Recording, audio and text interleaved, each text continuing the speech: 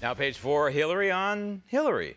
She just will not shut up in her post-election woe is me, should have won nationwide crying tour. Latest stop, California, to lament with fellow liberals in the high-tech industry.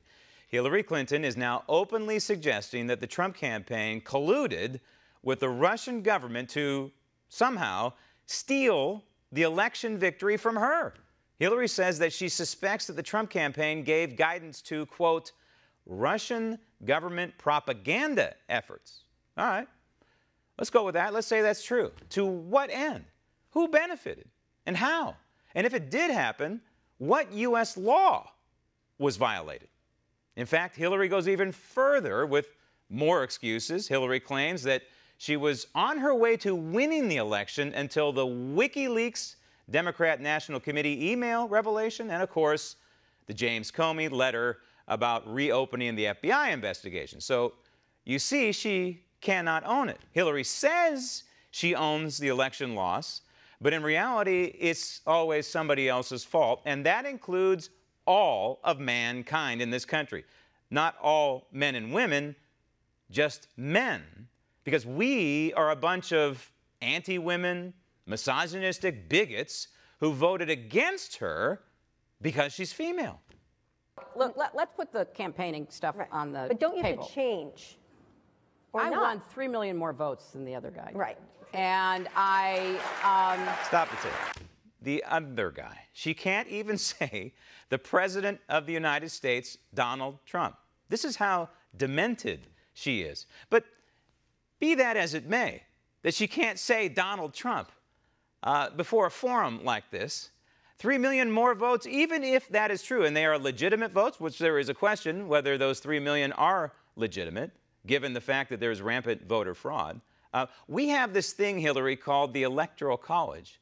And yes, it has happened more than once in this country where a candidate can get more popular vote and still lose the national election because the other candidate got more electoral votes.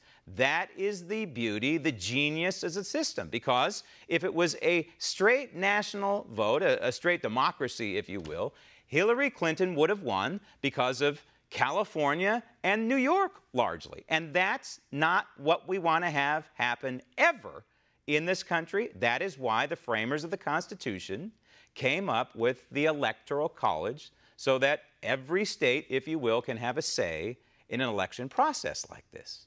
Roll tape. I had a very, very close contest with President Obama. Basically, our votes were neck and neck. He ended up with more delegates, and, you know, depending upon how you counted, I was slightly ahead. It's the same argument there. This woman, really, there's something off about her. He ended up with more delegates. That means he wins the nomination, Hillary. Roll tape. Slightly behind, so we were absolutely on par when it came to actually getting votes. I won 2 Senate races in New York. So Stop the tape. You won 2 Senate races because of your last name. It's not because of anything you did prior to winning the senatorial position in New York. It's because of your husband's last name, Clinton. You won solely based on that. And the only reason you hung in there with his antics, shall we say, in the Oval Office and beyond is because you knew there was going to be a life after the White House, and you were selfish, and you were going to parlay his name into basically what you have now. Roll tape. I was a perfect candidate, and I certainly have never said I ran perfect campaigns, but I don't know who is or did.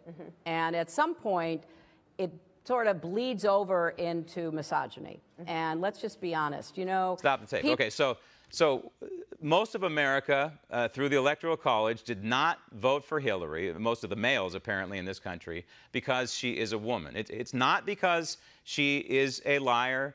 It's not because she had the email server in her house violating federal law, federal statute, including the Espionage Act. It's not because she ran a pay-to-play scheme while she was Secretary of State. It's not because Donald Trump had a better platform and that people rejected Hillary Clinton and all that she stands for and accepted Donald Trump and his platform. She lost the election in her mind solely because she wears a skirt. So this is unprecedented in American history. Even the anti-constitutional sore loser Al Gore didn't do this. And there's nothing worse than a sore loser. But the Democrat Party wants this. The Democrats want Hillary out there continuing to drive the narrative that the presidency of Donald Trump is somehow illegitimate, even though she lost to him fair and square.